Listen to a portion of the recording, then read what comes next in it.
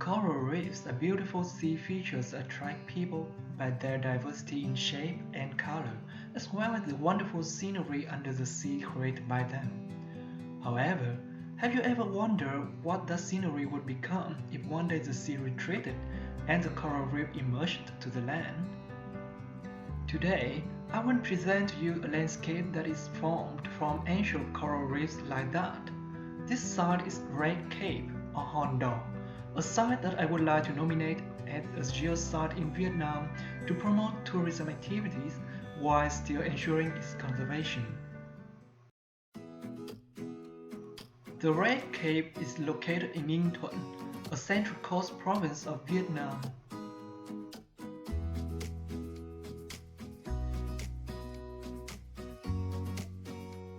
The site is at 19 kilometers to the east from Phan Thang Tháp Chàm city, the province capital, which only takes you half an hour driving.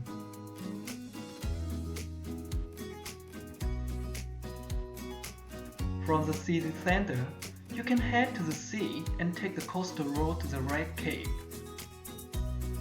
While traveling by car is the fastest way, you can also take a bicycle or a motorbike ride to the site like most local people.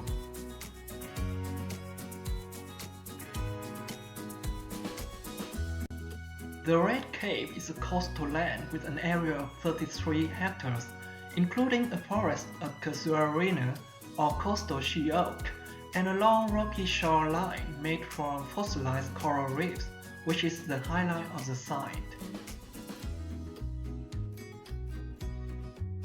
These coral reefs were once under the sea, before the sea started to retreat during the Upper Pleistocene, which was about 12,000 years ago, making the reefs emerge like today. According to scientists, the Red Cape possesses several geomorphological values such as coral terrace, stratigraphy relations, wave-cut notch, and current terrain. The site is among the two sites having the largest and rarest fossilized coral terrace in Vietnam, along with the Otter Cave or Hang Rai, a well-known geosite and tourist attraction in Ninh Thuận province. While the coral terrace in the Otter Cave is more famous, the coral limestone shoreline in the Red Cape is larger and still preserves its razor sharpness and jagged condition.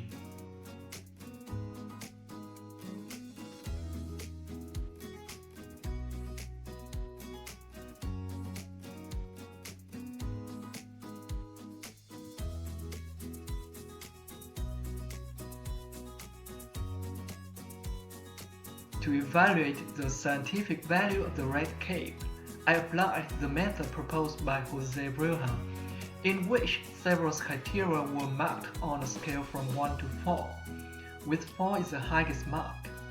Then the scores were weighted and added up to get a final result.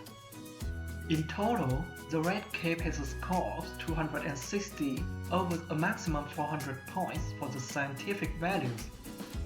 High representativeness and integrity, with no limitation for sampling are the key advantages of the site. Meanwhile, the fact that the site has only one type of rock and has just been known by the public in the last few years led to its low mark in geological diversity and scientific knowledge. In this term, further research on the geological and geomorphological of the Red Cape will give this site a higher score in the future. Besides the unique coral shoreline, the Red Cape attracts visitors by its diverse ecological values. Inside the rock holes and under the sand is a lively world of sea creatures that are brought in by the sea waves and tide.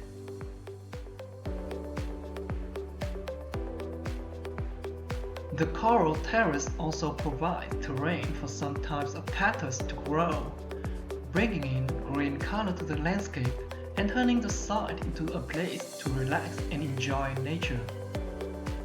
With its diverse geological and ecological values and a position between the city center and the well-known tourist attractions such as the Otter Cave and Vinh Hy Bay, the Red Cape has proved potentials to become a new site to see of the province, To assess the potential touristic and educational use of the site, I used the same quantitative method as Breuer. The criteria for the touristic use are quite similar to those of educational use, with only three different criteria and a small difference in weights. The Red Cape receives a pretty high score of 275 points for its touristic potential.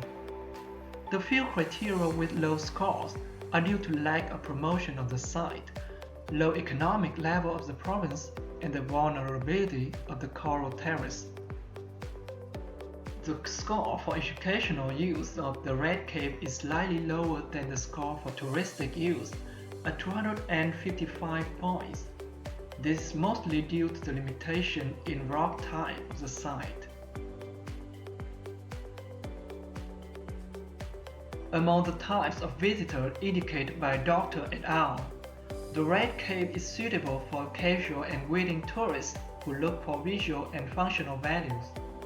There are plenty of activities can be done at the site, like taking photos, fishing, and camping. As the number of tourists is expected to increase in the future, the Red Cape needs investments in facilities to respond to the tourist needs. Some examples of the necessary facilities can be found in the nearby Outer Cape, including tracks, safety facilities, and information signs. Currently, the investment at the Red Cape is just for building a concrete road and parking area for car and bus access. While this road improves the accessibility to the site, the investment plan may seem to be harmful since it led to deforestation of the she oak forest. It is not known yet how the development plan will affect the coral terrace, but the signs seem to be not positive. The current situation urged me to make a degradation risk assessment of the site. For this evaluation, I used the same quantitative method proposed earlier by Breuer. The results showed that the Red Cape has a moderate to high degradation risk with a score of 280 points. This high risk is due to the fact that tourists can access freely to the site, and the touristic activities can cause potential damages to the coral terrace. While those impacts are not significant at the moment with low tourist number, appropriate protection measures are needed to preserve the site when it becomes a tourist attraction in the future. In a summary, the Red Cape has moderate to high scientific values and touristic potentials, so it deserves to be considered as a geosite where geotourism can be promoted. The high degradation risk of the site also suggests that a special type of tourism, such as eco-friendly tourism, should be promoted, and proper protection measures should be taken to preserve the wonderful landscape of the Red Cape. Thank you for your attention. I hope someday you will come and experience the beauty of the Red Cape.